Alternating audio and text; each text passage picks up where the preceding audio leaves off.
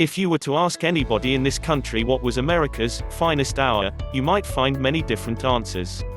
For most of us, we think of a handful of incidents where the true spirit of what it means to be an American comes forth. And to some, you might hear the answer, America's finest hour is still ahead of it, and that may be true. Nobody can tell that right now.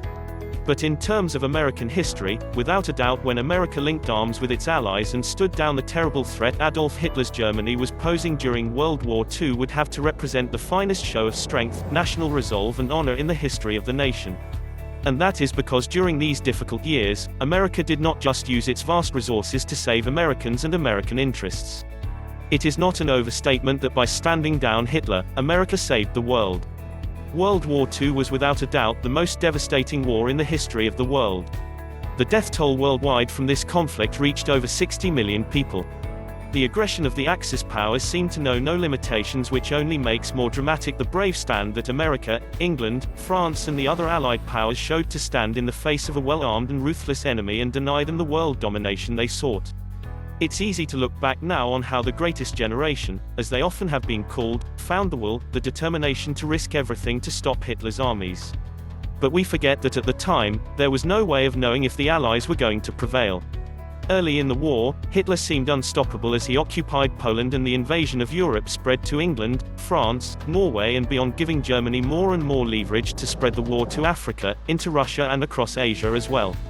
By the time the full Allied force was assembled and ready to strike back, Hitler's advances were so deep and the spread of the war so far-reaching that at times it seemed impossible to turn back this evil tide of military hostility that threatened to engulf the globe. As often is the case, it was when America entered the war that the Allies began to see a hope to stop the horror of what Hitler was trying to do.